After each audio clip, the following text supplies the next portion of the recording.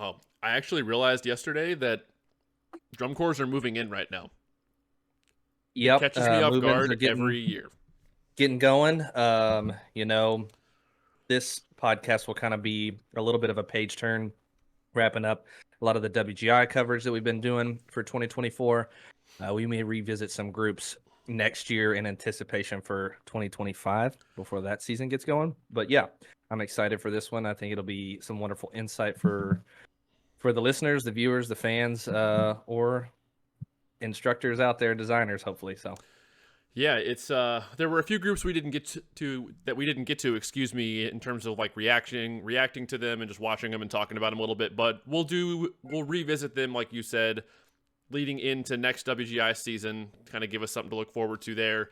But yeah, it always blows my mind how quickly drum corps comes out of nowhere. But the idea behind today's podcast, which is why we're all here, is while we were at WGI Finals weekend, we were just talking about how crazy the prelims day was, or is rather, from a judging standpoint. You have to judge so many groups in a row, and they break it into the 2 rounds to try to make it easier. And it never ceases to amaze me, or just blows my mind, how the judges can get it pretty right most of the time, almost all the time. Like they're all very well qualified, and trained, and experienced. Right And by whose standard, I guess. But we'll get into that. Fair. Sure. So yeah, welcome to the Aged Out Podcast, everybody. I'm one of your hosts, Michael Fantini, and with me as always is Evan Worrell. And comment, like, subscribe on the YouTube channel if you're watching there, or if you're on podcast services, go to the other platform, whatever you prefer. Follow us on Facebook and Instagram if you never want to miss an update, and go to patreon.com or hit the join button on YouTube to support us financially. Now, Evan, I'll pass over to you. We can introduce our guests and get rolling. Yeah, thankfully, graciously, we have 2 gentlemen who have decided to join us tonight. The first of which that I'll introduce is Mr. Terry Sanders. What's up, Terry? Hey, what's happening? How's it going? Good, man. Good. We really appreciate you being on here. We'll get into a little bit of your prelims, semis, finals schedule and vantage point. Had one of the best seats in the house, but for all the listeners out there, tell us a little bit about yourself, how you got into the game, how long you've been in the game, some of the stuff you've done, and yeah. Yeah, my name is Terry Sanders. I hail from Pensacola, Florida, right there on the Gulf Coast. I've been teaching for over 30 plus years. I have since retired. In 2019 was my last year of actively teaching, going day to day to a school and working with a program. I was at Escambia High School for many, many years, 30 plus years. And we did WGI for 22 years in every classification from A to Open to World, making finals in every class. Heck yeah. Since then, I started judging while I was still teaching at Escambia, and I encourage young instructors now to start to judge and teach at the same time, because it gives you a different perspective on teaching. It's something that's very beneficial. But I've been actively judging WGI for quite a while now, even while participating in it. And now I'm on the active roster, and I am loving it, doing a lot of clinics, a lot of consulting. But it's been a great ride, and I just love the fact that after teaching it for so long, I now get to adjudicate it with somewhat of a different eye from some of the people who are still judging WGI, because doing it for 22 years and now judging it actively for 5 years, I like to think that I have a little bit more empathy than someone who has not drug a drum line up to date and for 22 years, and knowing what it's like to be out there in that lot when it's cold, when it's rainy, when you got to load that stuff on the truck and the bus, and dealing with kids and parents. It's a big ordeal to take a unit to Dayton, whether it's high school or independent. And I'm still doing it and hope to do it quite a while longer, but I really love the activity. I love what it does for the students. I've seen lives changed because of the activity, and that's one of the reasons why I'm still doing it today. Heck yeah, I'm sure over that decades of experience and involvement too, you've seen quite a evolution of the activity across your time instructing and just being able to keep up with it now in the adjudicator role, which I'm sure we'll get into when we talk about like the actual judging from a few weekends ago. But also joining us, I believe this is your third time on, who we've had on to talk about some other discussions, is Mike Leitzke. What up, Mike? Hey guys, how's it going? Good to see you all. Good, Good man. to see you How's too. Franklin, Tennessee area going? It's going well. We're getting right into the audition season right now, and yeah, getting ready to kick that thing off and kick off the fall season with Franklin and Broken Arrow. How many Nice. how many years have you been in the WGI circuit now? I think Terry and I actually came on as judges in the same time in 2020. So kind of an unusual year to join Yeah. the fold, but Yeah. I think Terry, you were on that Detroit regional that Yes. first year too, right? So yeah, Yes. so we got a regional two in before everything shut down that year. Mhm. Wah, wah, wah. Yeah, interesting year to start for sure. Yes. Some of these questions on this list that I've made are just for fun, but some of them are, quite serious just because the process, Fantini hinted at it, the daunting schedule that is prelims judging. I didn't look up Terry's schedule, but, I went back and looked up. Mike, you were in the hot seat from 3:40 p.m. to about 10:30 p.m. So about, Craziness. what is that, 7 hours there? That is just nuts weeding through those. I'll start with you, Terry. Do you have a pregame meal that you go to for such a long day like that? Are you carving up? Yeah, one thing about the activity behind the scenes is that they really take care of us as far as providing for us because they know that it's a long day and water, Gatorade, Powerade, breakfast is a spread. You can eat as much as you want or as little as you want. And they even take care of our vegan and vegetarian friends, making sure that everybody has enough food for the day.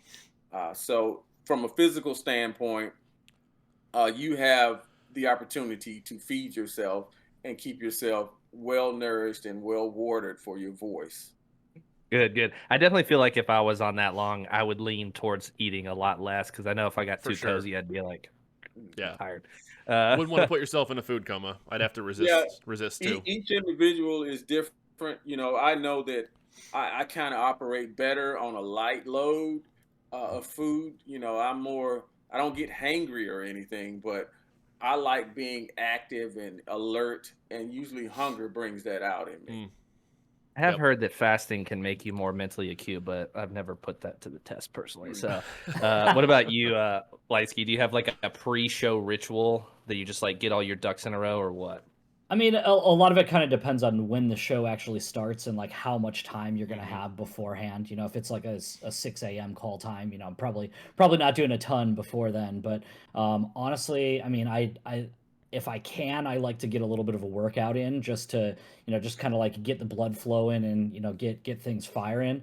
And then for me, like food wise, I'm a big coffee guy in the morning, so it's like I gotta get the coffee going. And I'm similar to Terry. Like I don't eat a ton. I like to keep a light stomach. Usually, especially for like these championships events, you got the butterflies going in the stomach a little bit. So Yeah. usually not super hungry, but like Terry said, they've got an amazing spread. They got runners in there to help take care of us in case we need absolutely anything at all. So I mean, we're very well taken care of.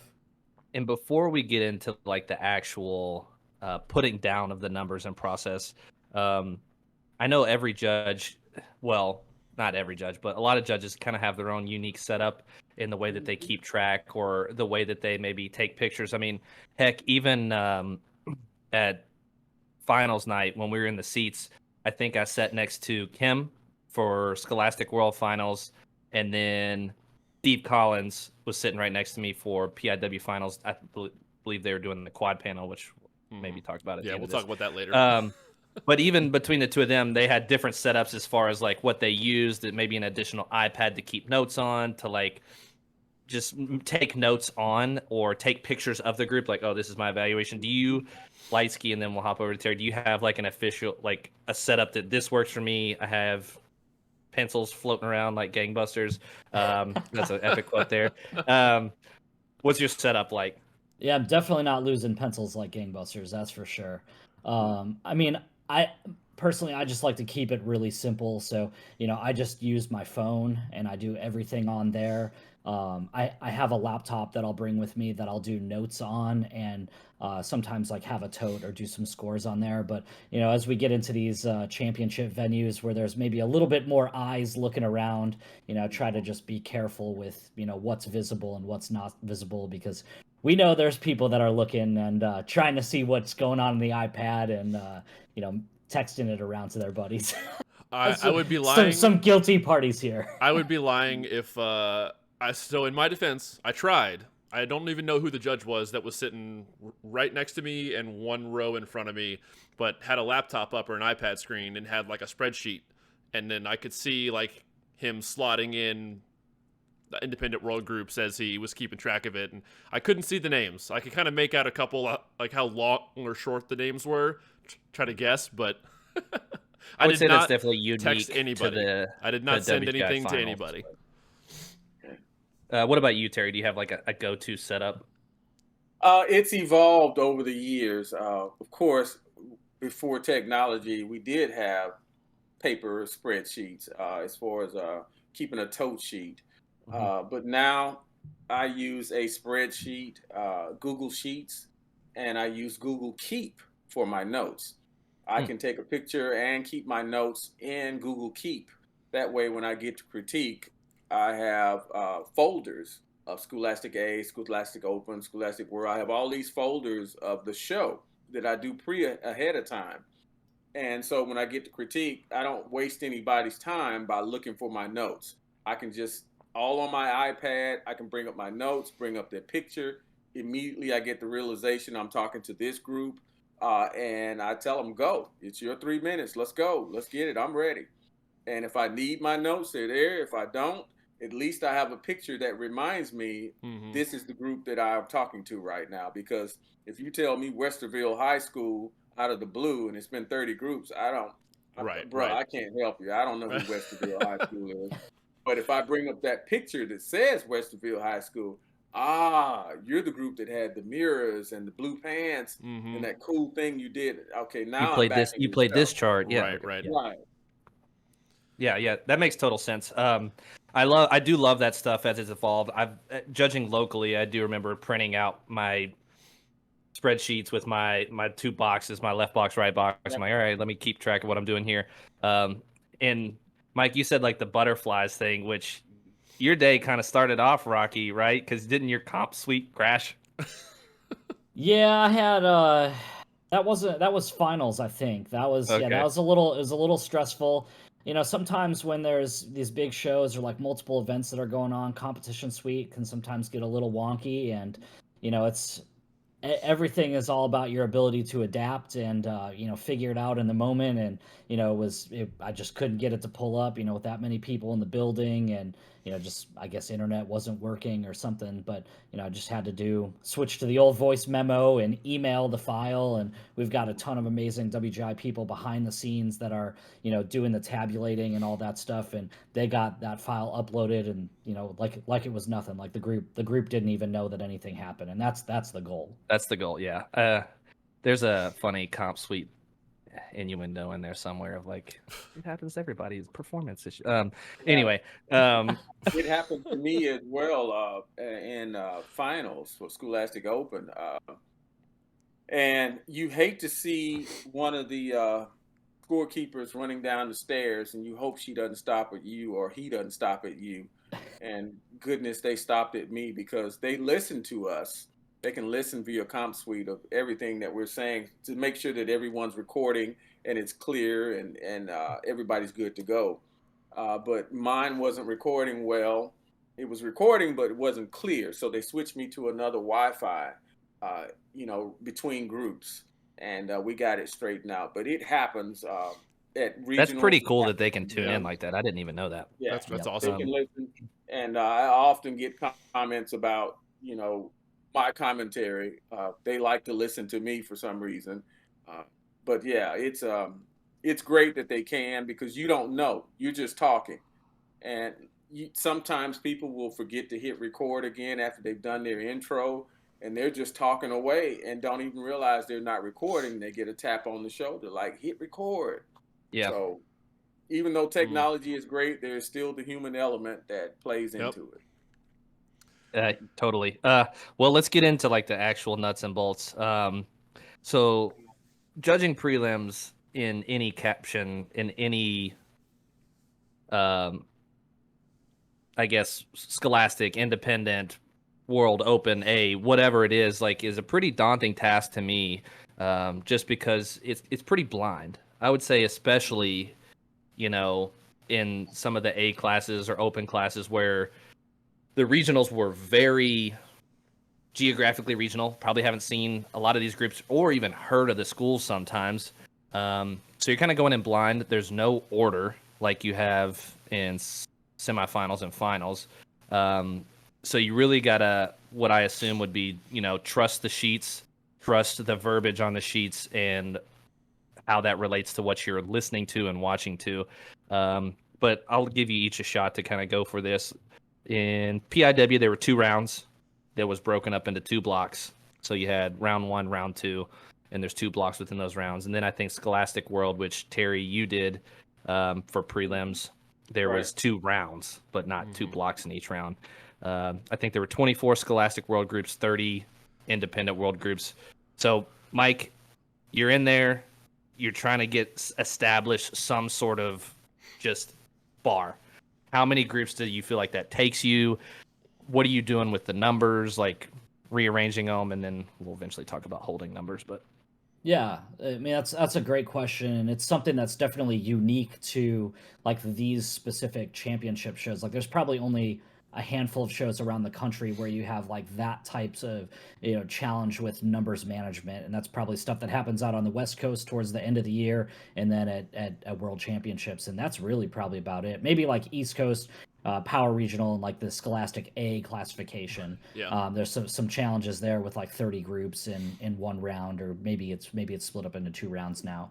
But I think many of us on the roster are out working pretty much every week, if not every single week. So, it's definitely not something that you could just fly in for and just do that one weekend, because you've got to build up the chops. It's just like the groups are working hard to build their chops all year long and, really eat their Wheaties and make sure that by the end of the year they're performing at the highest level. The judges are doing the same exact thing for that. Well, yeah, it's got to be a mental stamina thing to stay focused that long. You probably feel like you just walked out of an exam when you were back in college or grad school or whatever, like just when you're done. I didn't take any exams that difficult, and but I mean, it's definitely like a long game where you got to stay engaged, you got to keep the caffeine going, and I think what's exciting about it is it's random order. Even if you've seen some of the groups before, maybe it's been a month or 2, or maybe even 3 months since you've seen some of the groups. So, the judge admin team is really, really talks to us about keeping an open mind and being ready for anything. So, I mean, if you try to go in with any preconceived notions or anything like that, like, you're going to make life so much more difficult for you, because you're going to be thinking about that and adding that extra variable into the equation. So, I mean, all you can do is really just let the shows come to you. And I mean, if you look at how the scores shake out each of those 3 nights, things change from night to night because the performances change. Sometimes they're changing to different venues. Sometimes, just the way that the performers work, sometimes the weather affects those sorts of things. And I mean, it's, the judges can't rely on prior performance to indicate what's going to happen at that night. So, I think everyone is of that same mentality that, it's all about the kids and making sure that we reward the performance of that night, and, just evaluate what comes to you. But, it's definitely tough. I mean, especially that first group comes out and you're kind of like, all right, I'm going to throw this dart out there. And, Right. We'll see what happens. So, I mean, I've got like a little bit of like a thing on my notes that I'll write where it's like, could maybe move up a little bit, could move down. So that way, as you get into that, like, adjustment phase of judging, you have that flexibility there and you can remember things. So do you, when the very first group goes on, do either of you, like, obviously, I try to think about how I would approach it with no training, obviously, that you all have. Like, I would probably put them in the middle of an Excel spreadsheet and just say, okay, the next group would go on. I'd be like, all right, above or below in whatever caption I'm in. Do you give it a number right away, and then you can adjust that first group's number as other groups to try not to box yourself in and everything? Or do you wait for a few groups before you assign your first numbers? Or No, it's always a number first. Yeah. okay, Well, like Mike said, I did way too many weekends this year. I think I did 13 weekends. And, you know, you talk about a national scale, and that's in any activity. You know, say if I'm looking at a group in Des Moines, Iowa, versus a group in Fort Lauderdale, Florida, there's a national scale that I kind of have in mind. And it's the same for championships. So a high box 3 number or a low box 4 number is going to be the same regardless of what arena I'm sitting in or what group I'm watching. Now, it may not be their ending number, but if it's a box 4 show that's the first one out, they're going to get a box 4 number. Now, it may change where in box 4 it finally ends up, but they're not going to go from box 4 to box 2. right. That's not going to happen. So you have an idea of where a show is because you've seen so many throughout the year. You look at your sheet and how many questions did they answer on that sheet? You know, where did they fall in the comparison range to the wealth of information that you have already for the boxes? And I personally love prelims. I love prelims more than finals because it is out of the blue. You don't have any, like Mike said, any preconceived notions. Anybody can get it. And sometimes you may have seen a group and you say, oh my, this group is probably going to be great. And they don't work in that room. You know, their show is being eaten up by the room.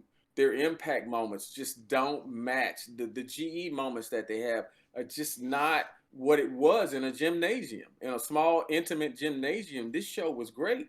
You don't know how that's going to fall out. And even some of the bigger groups, you just don't know. And people say, oh, well, it's going to be clear because we're writing for Dayton. Well, clear is clear. If it's in a small gym or a big gym, if I can't understand it in the small gym, doesn't mean that it's necessarily going to read well in a larger arena. So you just can't sit in that seat and say that somebody's going to be good because you don't know. They could have eaten bad pizza last night and just have a horrible run. Rip It's to that show. It happens. Amp Winter Yeah. Guard. Oh, It's that show, that moment, that night. And if that ever changes with the activity, I'm out. Yeah. Because all 42 of those groups standing out there in that lot are bringing their best. And they don't know what's going to happen. It's live music. Right. It's live music. You don't know. But it's our job to say this group, this moment, right here. Now, they could line up again and do it all over again, and they don't have a great run. You don't know. But for that moment there in front of us, that 6 minutes and 30 seconds that they give us, man, you give them all you got. And I don't feel mentally drained. I feel physically drained after a round because I am giving it my all, man. The 30-second group that comes on gets the same bright and cheery Terry that the first group got. And because I've done the activity so long and I've been on that side where I get the guy yawning in his introduction, you know, hello, how are you? Oh, no, you can't just do cringing anything. for what's going to follow the rest of the team. Man, people have put their lives into this. You have to be ready. Like Mike said, they spent all of their season getting ready for this moment. I'm spending my season getting ready for this moment.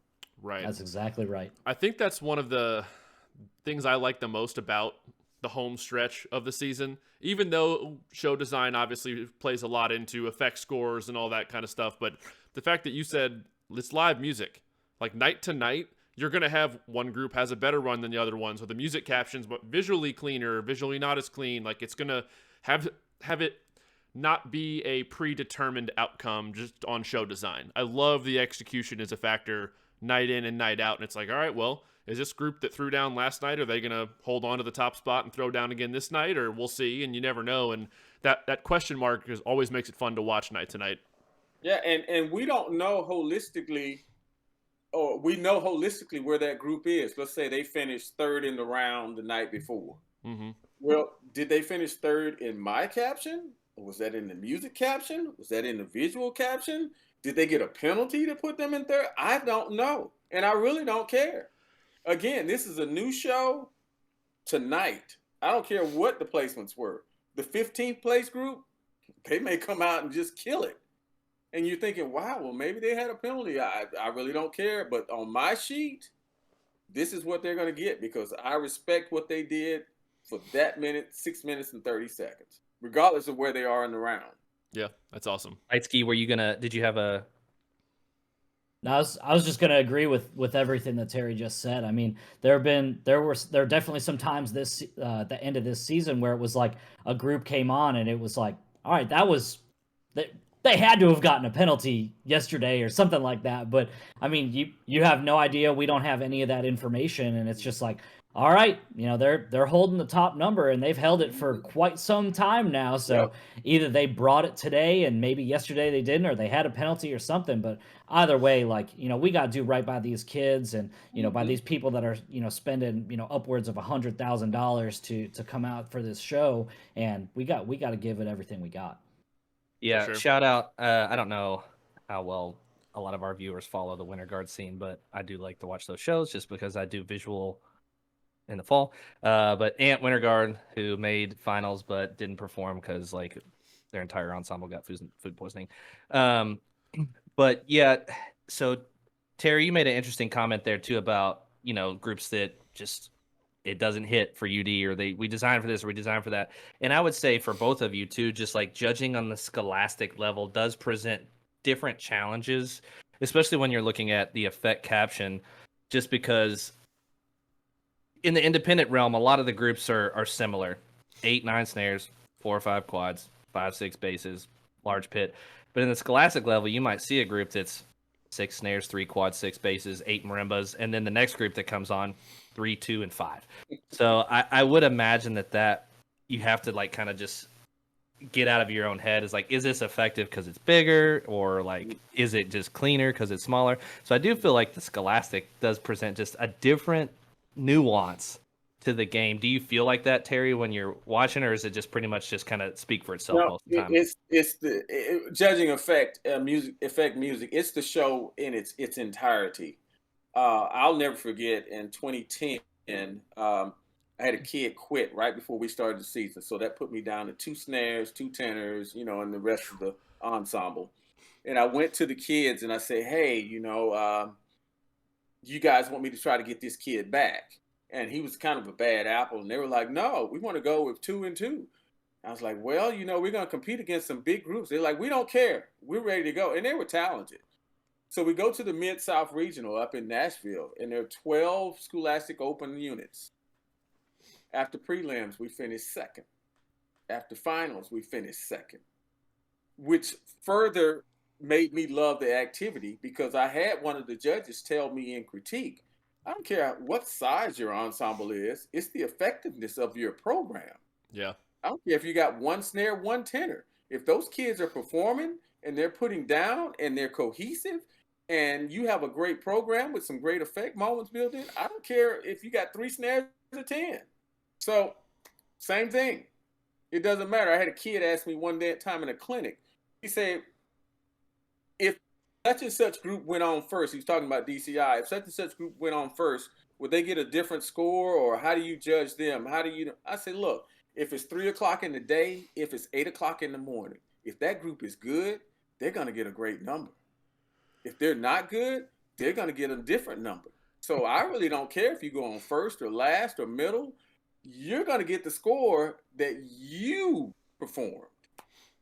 Well, it's funny you talk about whether you go on first or last or in the middle, it shouldn't affect it.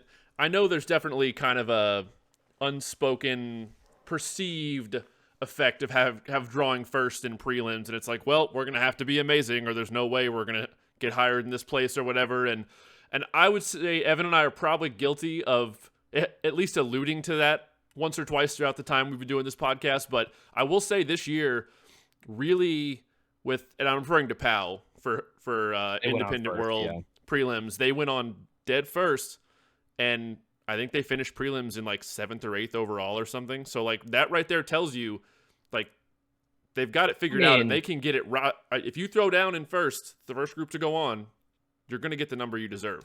Yeah, I don't have my numbers for them in front of me, but I'm sure that they were a box 5 number for me. Right. I got I them. wouldn't say that if you go on first, you should have the mindset with your kids to put that added pressure on them that we gotta be great. No, if you're great, you're gonna get a good number. Right. And I can't speak for everybody on the panel. I can't speak for Mike, but like he just said, a group came on and their number held for a while. I think that is the beauty of our activity, that you have a chance. First, middle, last, it doesn't matter. On my sheet, I'm going to align those groups on how they perform, regardless of what time. Right. So, you worried about, my postmark, I didn't get my postmark date in, and we're going to be on first. I don't care, bro. You come out, you put it down, you get to put down number. Yeah, anyone that... Go ahead, Mike, sorry. I was going to say, I always tell my students now, like, if we're on early in the show, if we're on first, like, that's our opportunity to set the tone for the day. Right. Yeah. Set the bar high. Yeah. 9092 was the box scores for POW and prelims. There was. Box 5. Anyone that buys into that philosophy of if you draw early, you're at a disadvantage. I mean, just look at POW this year and Independent World of Prelims. That's proof right there, and you're listening to these two right here say it. So I think my days of even insinuating are over. And why would you tell your kids that in the lot? Why would I tell a group of kids who are hungry, well, we're going on first, so we're not going to do well? You just killed all their smoke, man. Yeah. They're fired up, ready to go, and you're going to tell them something like that? No, man. Let's go in here and put it down. Yeah, just prepare. I would say for anybody in like what we do in the fall, whether it's marching band, indoor, or whatever, is that we prepare for that time slot, especially if it's BOA and you go on early. Like, it's like, hey, we go on at 8:30. It's like, well, you know what we're going to do when we have this Saturday rehearsal the week prior? We're going to show up and we're going to do a run through the first thing in the morning at 8:30 a.m. to see what you got. Like, we're going to prepare the students for that. Not, we're going to do the run through after 3 hours of rehearsal. That's not real life. Nope. No, like, if you go on at 3:30 for prelims, like, all right, do a run through in the middle of the afternoon block. What are we going to do? Preparation with your kids, man, is so much. And I love watching it from the stands because I can tell the groups who are prepared, like the groups who get penalties because they didn't practice getting on and off the floor. That's on the staff that didn't prepare those kids. I watched a group one year as a competitor. They were following me, and they were a good group, and I wanted to see how they did. And they came out and their electronics wouldn't work. And they finally just decided that too much time had gone. It's going to be battery and acoustic mallets only, go. And those kids threw down. They didn't blink. Nobody was crying. Nobody was looking around. When they had rest that was like narration or something, somebody counted on the floor and they made it in the finals. There you go. Yeah. Because they had prepared. And I would do that to my kids. I'd have them start the show, and I'd go over and yank the plug out of the wall. Yeah, if you're not doing a show in the fall or winter, like without electronics at some point to see if you can get through it, good luck rolling the dice. Like we would teach the kids playing. We teach the piano kids like, all right, here's the lead line. Learn how to play it on vibraphone or bells, so you can start the show. But, I'll hop over to Leitzke here for this next one. Terry had mentioned, and we'll kind of get back to the numbers game of it, that he talked about, like, groups being a box 4. Like, if you're box 4, and I know that there are descriptors, too, for the circuit that help them put groups in classes, that help them assign, whether they're talking about the promotion stuff. Is it still called promotion? Reclassification. Reclassification. I knew it wasn't promotion. Reclassification, there's descriptors for shows or each open world, and there's also descriptors for what is box 5, what is box 4, what is box 3. So he mentioned, I'll get to the question even though I'm being long-winded, it's fine. He would have a group box 4, maybe you would shift up and down within that box, but generally not change boxes. Is that kind of how you approach your numbers management when you're 6-7 groups in and you're maybe starting to tweak things? When does that process begin as far as moving up, down? Is it at the end of the block? Because correct me if I'm wrong, you guys were able to hold on to your numbers until the whole round, right? That's correct, yeah. So I mean, for judging broadly, there's kind of like a 4-part process to it. So impression, analysis, comparison, and then adjustments. So impression is kind of like, your first 2 minutes in the show, where the group kind of shows you, what it is that they're doing, what they can do, and that helps you to arrive at, kind of what overall box they're at. And then you move into the analysis portion of that, and it's like, all right, what third of the box are they in? Are they really solidly mid box 3? Are they starting to show some characteristics of box 4 in some areas but not all? So that starts to show you like the third of the box that they're in. And then comparison, how do they compare? And this is like all while the show is occurring in real time. It's how do they compare with other groups that you've seen already that day that are in a similar area of that box? And then the adjustment phase is after that show has completed, and maybe after you've seen another group that's pretty comparable to them, that gives you that flexibility to go ahead and make some adjustments. I think it's important to note that like the adjustment phase is not to make like wholesale changes or like second guess yourself. It's like those 0.5 or 1/10 changes to just make sure that you get the overall ranking and the ordinal correct. Makes sense. Avoid 100%. subcaption ties. Oh, No subcaption ties, no bottom line ties, not allowed. never. Even competition suite won't let you do it without these big red flashing. Yeah, I was gonna say if Flag flags. yells at you. Yeah, Yells at you. it'll just Yeah. crash. It'll refuse. Yeah, which is always like Does kind not of mind blowing. That's me when I- 100%. The adjustment, that those 4 phases happen throughout the show. You get to the very end of the round, and you're basically just verifying. I'm going back through each number, making sure I don't have subcaption ties. I do it maybe longer than anybody. I do it about 3 times. Make sure the spreadsheet matches what's in competition suite, just so that I don't have to get that little tap on the shoulder, like, "Hey, you got a tie." That's the worst feeling. Yeah. I think I think what you said there too about like not making wholesale changes is probably a huge takeaway, just because I think we're all suckers to recency bias. Mhm. So like making a wholesale change would seem like a very disservice, like what we're talking about, to the groups, because of like, oh, this group was so great, and like the other group that maybe you have them like head to head with was 3 hours, 4 hours earlier. But recency bias, I think, is a good reason why that should not happen, just because you're like, man, I just saw that. That just moved me. It's like you forget how you felt for the group that you watched 4 hours ago. So yeah, wholesale That's where changes. your notes come in handy. Your notes, yeah. That's how Notes, you yeah. know. And that's why, like Mike was saying, a lot of people will put them in the thirds as well, or fourths. You split them up. That these 4 groups were in the top third, and then the next third, and the next third, and then you have indicators whether they can move up a third or down a third. Based on that performance right then, when it happened right then, you make those notes right after they finish. So when you have to go back to reflect, you have your notes to lean on. Exactly right. And I think like another key thing to recall is like, when I first started this thing, and I was fortunate to have like a lot of great people like help me out along the way, is trust your gut. Like trust your gut instinct that you had when you first watched the show. And if you come back to it later and you're really starting to second guess yourself, or if you come back to it again and again, it's like you're gonna make things more difficult for yourself than it needs to be. So it's like trust your first gut instinct that you had for that show, because that's gonna be the right call.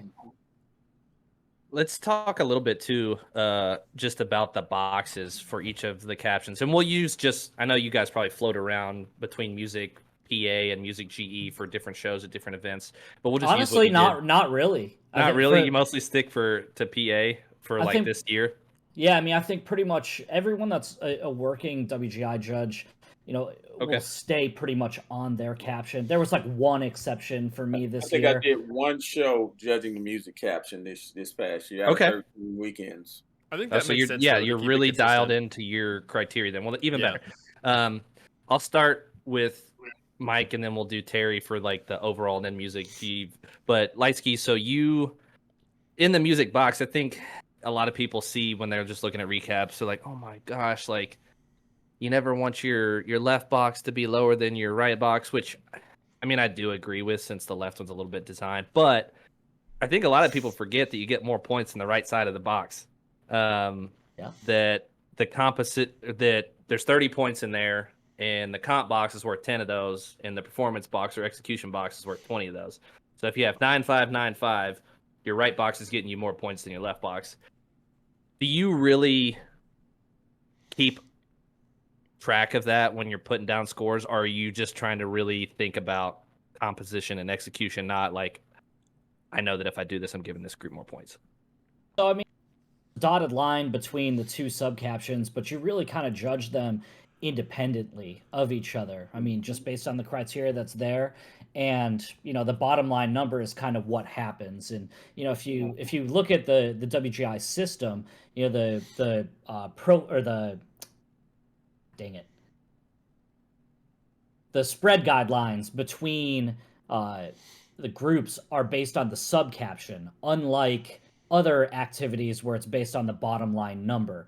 So, part of my process is just, it's all about making sure that, you're telling the individual story of those subcaptions as they happen that night. So that's why you might see a group that was, 7th in composition, but they were 15th in performance because, it just wasn't their night. Or you might see the inverse of that where, like the example we said earlier where the electronics didn't work. So you had a whole third of the composition that was missing, but the performers really knocked it out of the park and really rose to the occasion and showed some maturity. So you want to be able to reward that as well, and that right side box is primarily where you're going to be able to do that in those situations.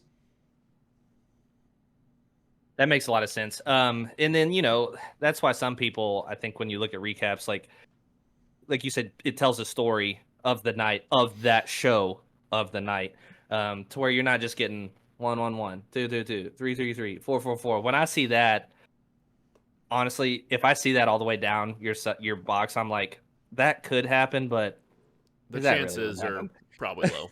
Really what happened? I mean, you're probably right, but that is something that can happen. So I don't want to say like, especially like local circuit shows Smaller where shows. You might only have 4 groups that are there, and maybe they're not really that comparable to each other. So like, you really can see that even like regionals. Like that's a good qualifier. It's a good differentiation. The big shows, I guess, is I was speaking more generally, but I should have been more specific. Yeah, because you go to a local show, it's like this group beat everybody by 10 points. It's like, yeah, well, they're on the verge of like maybe reclassifying. Anyway. Yeah, and like Mike said, you're really trying to talk to it. I don't know. Some people don't share the sheets with their kids, but you're definitely talking to the staff and letting them know, like, look, your composition is great, but you guys didn't perform very well tonight. So your number needs to reflect that, so that even if you don't have critique, you should look at your numbers and look at the sheets and say, this is what they're telling us, that we're playing some really nice stuff. We're just not playing it very well. So we need to clean a lot. And then Terry, in your music effect caption that you did for the weekend, there's the left box, which is overall effect, and then the right box, which is music effect. What's, I guess, the marriage of those, but also like the difference of those from your point of view or expertise? The overall effect is it has visual elements into it. It's like the movie. You're watching a movie, and the music is going to be the soundtrack, whereas the overall is the soundtrack and the music. Who's more effective at the overall portion of the program? But you can have some really effective music, but you kind of stood still for the entire show. You really didn't depict anything. Right. But your music was great. So you can have strengths, whereas our visual program is lacking, but man, our music is great. It's very emotional. It's very challenging. But the visual program is, we did 8-5 the entire show and just went forwards and backwards. So you can have different strengths, just like in the music caption, where you can play well, but you really don't have a really challenging book, or vice versa.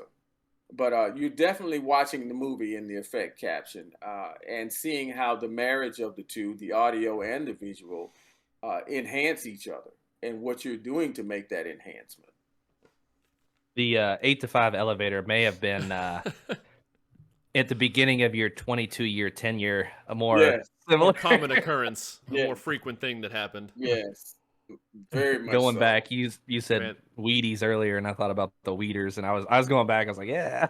Dude, there's some Morehead State PASIC indoor or drumline shows where they are just kind of crabbing right to left and going forward and backward and stuff. And They do this the entire show. yeah, They get But done with that's the, the evolution, you know. they get done with the now we snare have feature and these point to the masterpieces. quads. Yeah, yeah. That was changing the focus doing that. oh yeah,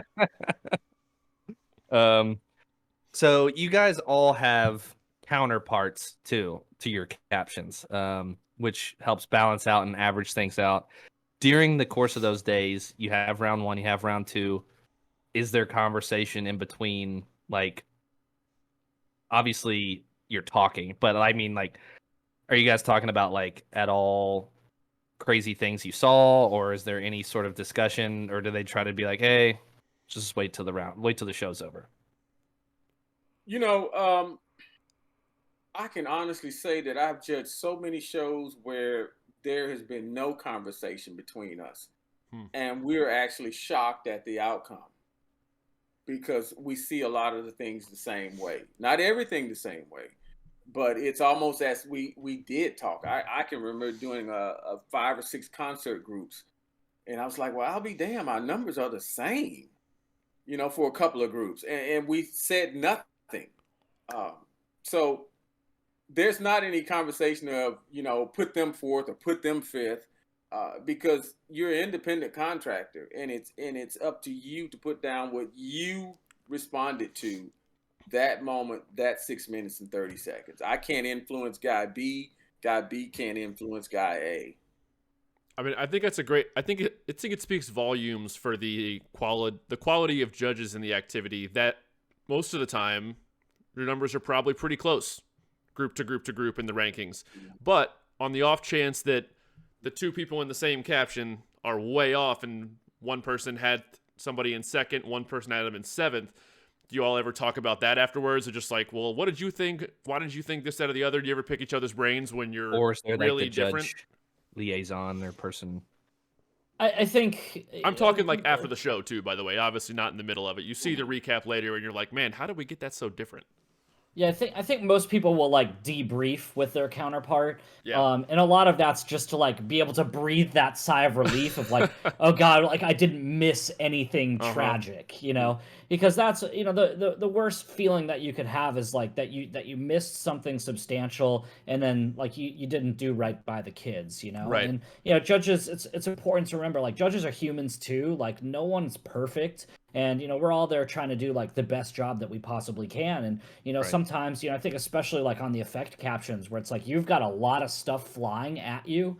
You know, it's reasonable to maybe not see every little thing. And, you know, shows resonate with people in different ways. And, you know, Terry and I were on a different call last night, and we brought this up where it was, you know, talking about a show that's about a kidnapping, and, you know, how that might viscerally impact someone that has kids versus someone that doesn't have kids, or someone that has like little kids versus someone that has grown kids, you know, like there's a lot of different you know, things that factor into all of that. And, you know, of course it would be awesome if every single time it was like, all right, I had a group at 10 in the left side box, and I had them at 6 in the right side box, and, you know, my counterpart had that same exact thing. But like that doesn't always happen. And I think the beauty of the system is that, you know, everything kind of averages out. It comes out in the wash. And, you know, when it's your group and you're looking at the recap, and one judge had you in 4th place, and one judge had you in 7th place, you're probably like, yeah, we're definitely that 4th place. Like, that judge is right. But like, maybe that's not really case. You know, maybe it's somewhere really in the middle there.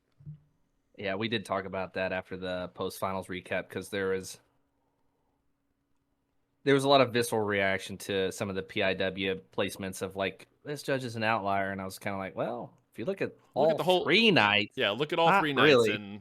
And you know, I definitely do. We never want our activity to get to the point to where everybody sees everything the same way. I mean, how bland would that be? Right. Right. Like you said, if it was just 1, 1, 2, 2, 3, 3, 4, 4 for every caption, why are we here? Right. Right. Yeah, we don't need a double panel at that point. Yeah. Or a quad panel. Yeah. Ew. Speaking Forget of the quad panel, that kind of like segued itself. You know, Yeah, for those who perfect. don't know, WGI did, I guess I'll call it experiment or test quad panel for Percussion Scholastic World Finals and Percussion Independent World Finals, where instead of 2 judges in each caption, they did 4 judges in each caption. I don't know how realistic that is moving forward. I know that the judges are all already in Dayton.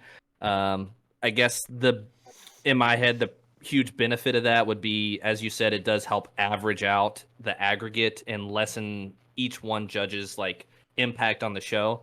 But I don't know. Maybe they'll talk about that at the Percussion Advisory Board and what the results were, or just not the specific results, but you know, this would change a little bit of things. I don't know. We'll see. Do you think it'll go anywhere? Either of you? Not 100% sure. I think it was more of a fact-finding mission or a possibility mission this year. The activity is constantly evolving, and we're constantly trying to make sure that both sides of the activity evolve.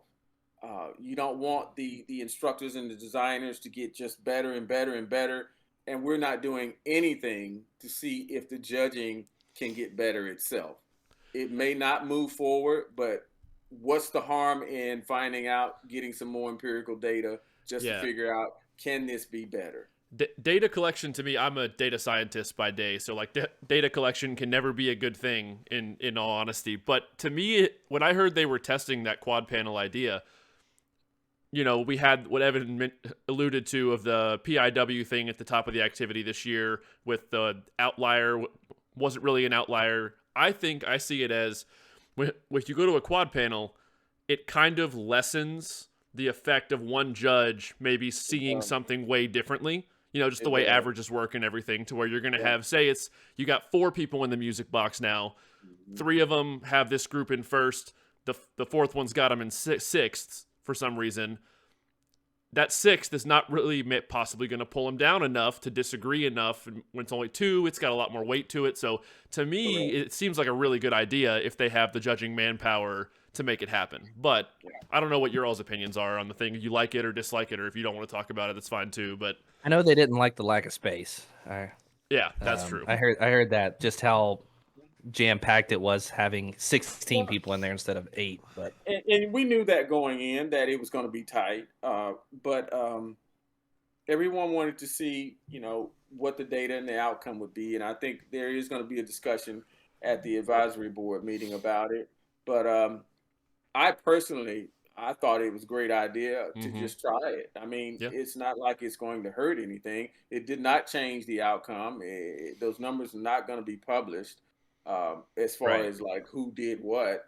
But, you know, data is data. And it's like I told the judge admin back when I was teaching. It wasn't Chris. It was another guy that, you know, I look at the NFL referees. They have to go to camps. They have to do scrimmages with the professional teams. They have to do colleges all year long. It's not like they just show up and referee the Super Bowl. Right. They have to go through a process. So if the players are out there becoming stronger, faster, better, the referees have to do the same. So I feel the same way about our judging. You know, if the activity is growing, the judges need to grow as well, and we need to do things to continue to evolve. that's a great analogy. 100%. I think it's awesome too that, you know, just to double back, that you guys don't really know what your counterpart did till after the show's over. I remember actually I got the recap before a few judges, and they're like, "Wait, you have a recap?" And I was like, yeah. No, I don't don't. you? And they were like, no. Yeah, we don't get anything, and I think it's good that we don't get anything, because I would agree with that. It keeps that parity there. It allows you to sit in that seat and say, "Okay, bring it." Yeah, let it come to you. Just let each show come to you. And I don't care what happened in round 1. The people that come out, bring it. Absolutely. Yeah, I love it. I mean, letting the shows come to you, that you said that earlier on, and it just, I mean, it's got to make the shows easier because you're not waiting for something to happen later. Mm-hmm. You're just in the moment. I'm sure that also probably helps the time go by faster too, because when you're sitting there watching them as a spectator, you're like, man, this is taking forever. But I know as a judge, like you're just Your you're brain's going. You're on edge from the time you start to the time you verify your numbers and you can finally take a breath. You're literally on edge. As far as me, the adrenaline in me never stops until I have finished. And then sometimes even the ride back to the hotel in the van, the adrenaline is still going. You know, it's like, man, I want to do something. Let's go out. Yeah. Let's go wrestle. Let's go do something. Let's go play some basketball. You know, because you're still on that high, man. And it takes a while to come off of it. I believe it. I believe it. You're so fired up to get it right, you know, and you only control your caption. You don't control the total outcome of the show. Yeah. Yeah, it's always fun to like debrief afterwards, like when the recaps come out and all that. And it's like, hey, who actually won? Because we have no idea. We have no idea. That's cool. I love that. I do think that.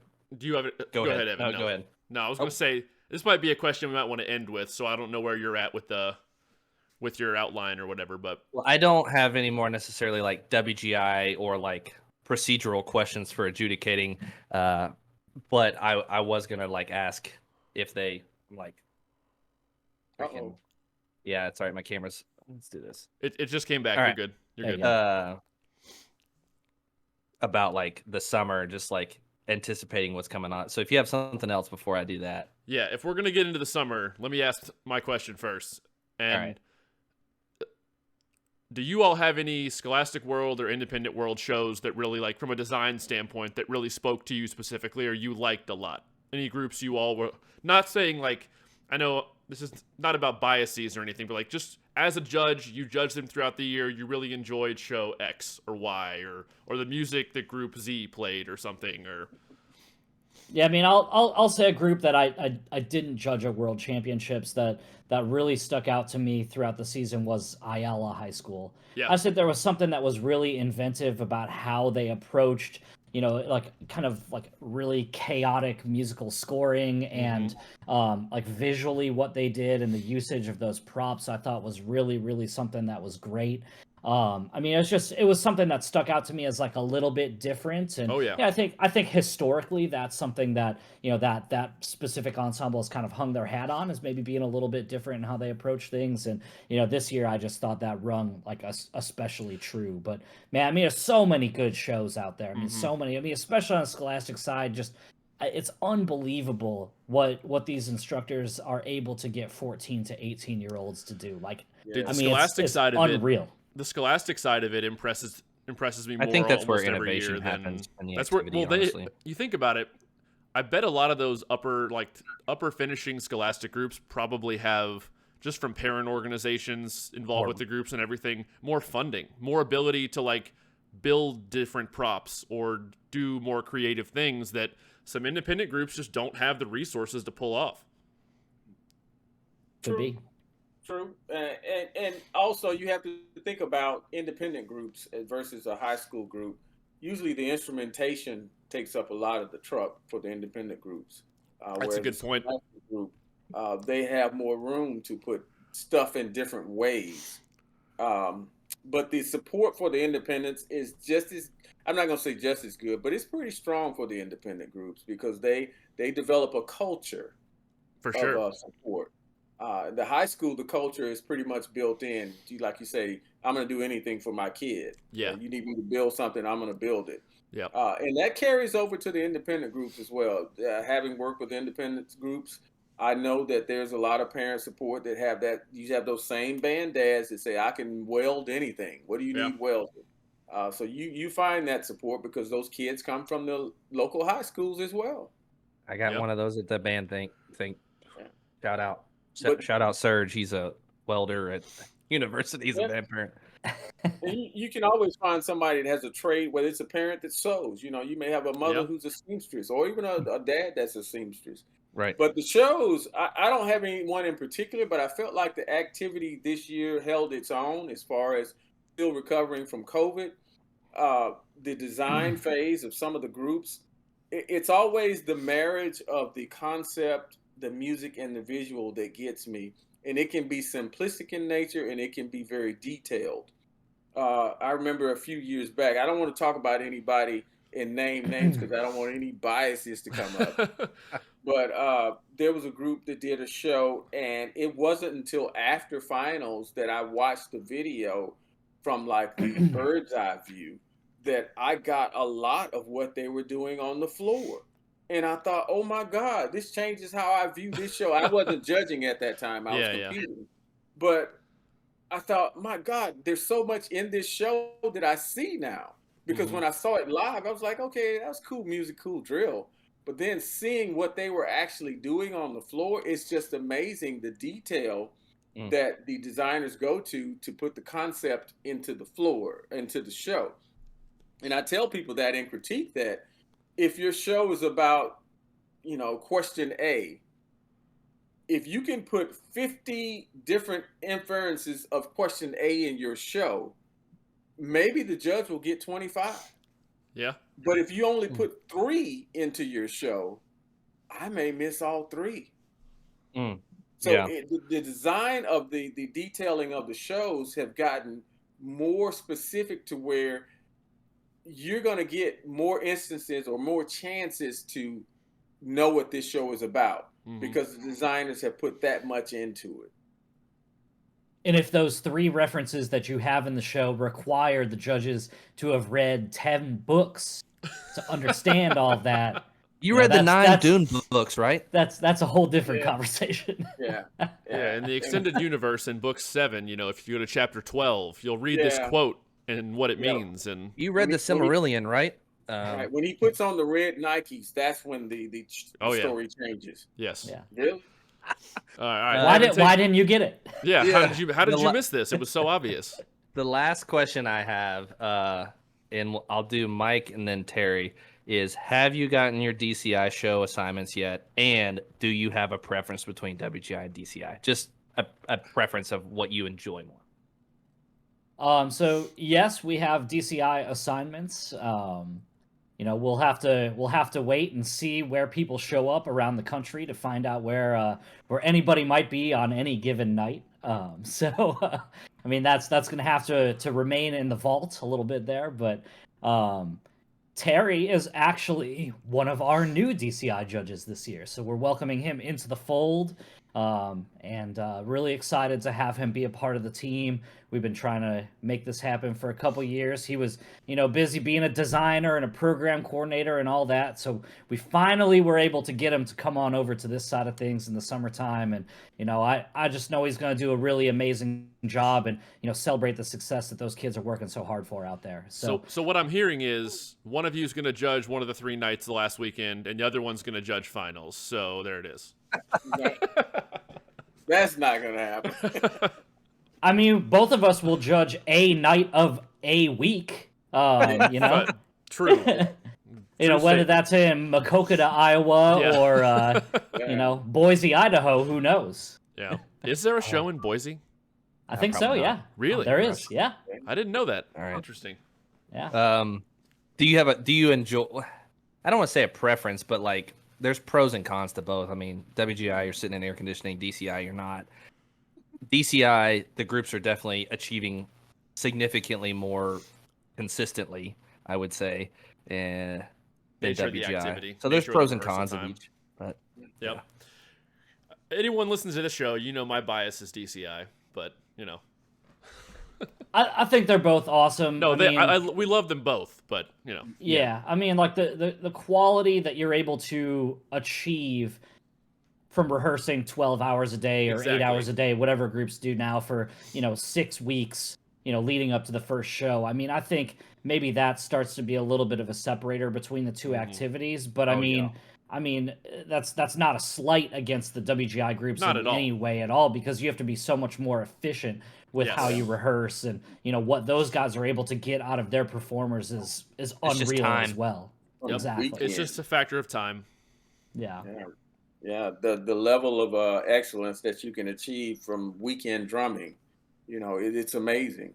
Yeah. And Yep. I'm just amazed every year. But I don't have a preference. I look at it as art form. Hmm. And because of coming up in the activity, I've been around bands since I was 7 years old. And just being a part of the art form is a pleasure, whether it's indoor or outdoor. And getting older and not being able to do it at that level anymore, but watching young kids get so much enjoyment out of doing it themselves is what keeps me around. So I don't Absolutely. care if we're indoors or outdoors.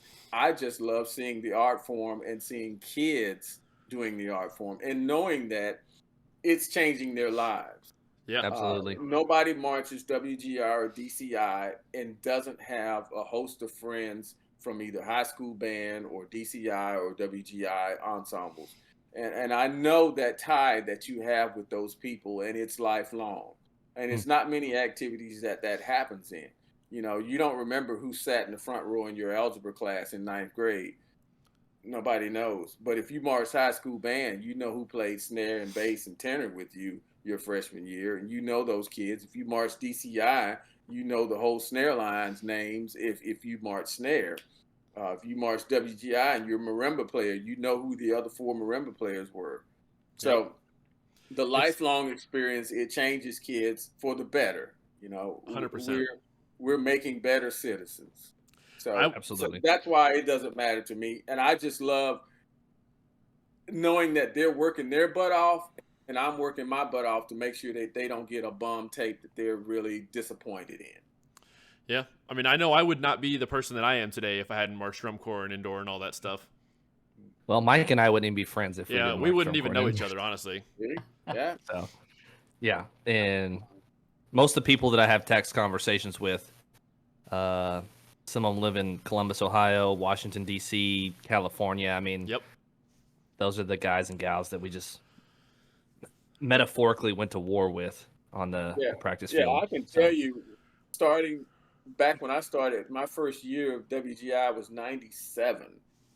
And now, compared to 97, I have an entire network of people that if I'm traveling and something happens, Yeah. Oh, there's yeah. somebody in Uh-huh. a city yes, somewhere, Yep. and I can go on Facebook right now and say, hey, I'm in Toledo, Ohio. Can somebody come help me? There's somebody there in the activity. Say, oh, that's Terry. I know I him from blah, blah, blah. dude, I this is a great story. There's just networks of people, and you can connect people and connect the dots. I think his name was Kevin Pollard. I I've think he heard lives that in name Texas. before. He does something I don't know, but he was in Texas somehow. We're Facebook friends. This is a random story that you just what Terry said reminded me of this. But he's down in Texas. Lion King was touring the country. Blah blah blah blah blah. He's like, I'd love to go, but tickets this. My daughter's birthday. We're friends on Facebook. I send a text. I was like, yo, do you get comp tickets to the shows? He's like, not comp, but we can. He's like, I can schedule it out. I went to high school with, and he was a trumpet player at Phantom Regiment and a drum major at Phantom Regiment for a couple of years. Darian Sanders, Yeah. Oh, yeah. who I know played Darian. Simba Yep. in the traveling off Broadway of The Lion King. So I text Darian. I was like, this guy, you're in Texas doing the show. And he's like, yeah, just send him my number, which Darian is just a phenomenal human being. Super nice But guy. yeah, just connecting the dots like that. He connected with Kevin. They got the seats. He met him after the show. Like just being able to connect people like that is just, I don't Yeah. know. It's a very special activity. 6 degrees of separation. I think it's 2. In this activity, it's like 2. I think it's like If 2 we degrees, talk- honestly. If we talk long enough, just like we were talking before the call, and you brought up what's his name? That's at Eric Troy. Ward. Eric Ward. Yeah, yeah. Yeah. Somewhere, we're connected already. Yep. I've told some family members who never did band, don't really know much about this. I was like, I could take a road trip from Louisville, Kentucky, where I live, to the West Coast, California, and come back, and probably never have to like get a hotel room anywhere. I would know people somewhere along the way to crash on their couch, and then be able to come back all the way and not stay in a hotel. It's pretty wild. It's It's one of the great things about it. One of the many great things about the activity. But You'd have to make it through Arkansas, but I think as soon as you got to Texas, you'd be good to go. fair. Brian Pollard. I'll just update myself. But anyway, but that's all I got. I'm done with questions. Yeah. Hey, I don't know. and Evan, we did go to war. All right, we did move-ins in South Carolina. We were at war with the sun, if nothing else. Hey, look. Yeah, until I know you some walked, people are like, we were in Texas. I was like, okay, yeah, Texas, sure, but South Carolina, it's humid, man. It sucks. Brutal. In 2009, we learned, I think I learned over half the show with grocery bags in between my socks and my shoes because it rained so much. Ugh. Yeah.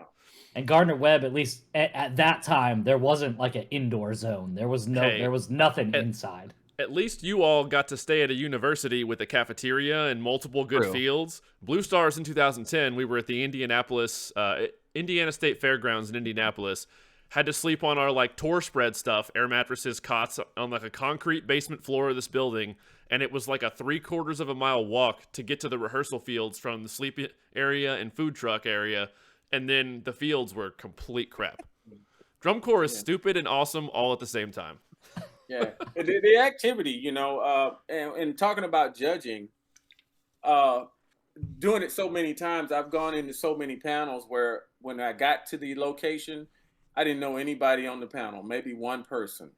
And it never fails. When we finish, there's collective conversation about who knows who and who worked with who. Yep. That as soon as I get home, I've got 5 Facebook requests. I've got a text message with everybody's name filled in and where they live and what they're judging. And can I call them to come judge the show in my area? Totally strangers. When we leave, sometimes we're the best of friends already. Yep. Just because Absolutely. of the 6 degrees of separation. So Yes, the community at large, whether it be judging, staff, designers, members, it's still the same. And the beauty of it is, it's only growing, indoor and outdoor. Like the number of people involved is only growing right now and continues to get bigger year over year. So it's pretty awesome. Well, Evan, anything else? Nope, I'm good. I've Yeah. had my Elijah Craig toasted barrels. Yeah, I just had a little Old Forester while we were doing that, but nothing crazy. The toasted barrel is. I got believe it. a little water, So I have the some hard sparkling water stuff. too, All right, but all right. Well, this was awesome. Thank you both for your time. Terry, it was great meeting you. Mike, great talking to you as always. I'm sure we'll run into both of you at some point, drum corps show, indoor show in the future. And again, everybody, comment, like, subscribe, share the episode with anyone you think would enjoy it. Follow us on Facebook and Instagram, patreon.com, or the join button right here on YouTube if you want to support us. Otherwise, we will see everybody in the next one. Hey, Peace. one last Go, thing, go. if I could jump in here. Plug it. We're always looking for the next round of people that are going to be a part of this sort of thing. So if you've ever thought about mean judging, being a right? judge, Okay. yes.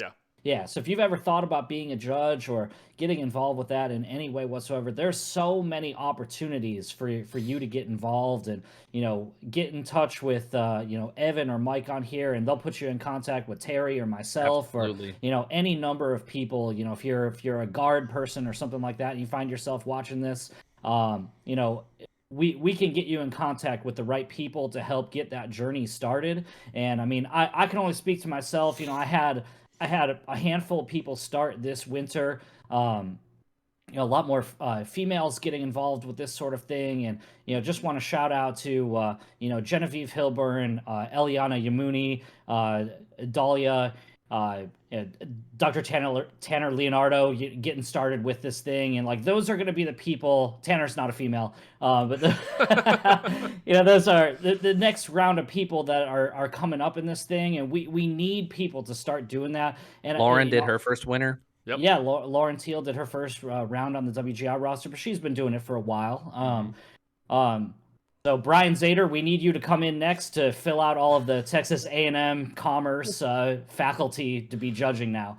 But yeah, get involved with it. It's going to help make you a better designer. It's going to help make you a better teacher, and it keeps you involved in the activity as well. So definitely give it a shot if you haven't done it and you've thought about it. For sure. All right. Tanner right now. All right. We'll see everybody later. Later. Peace.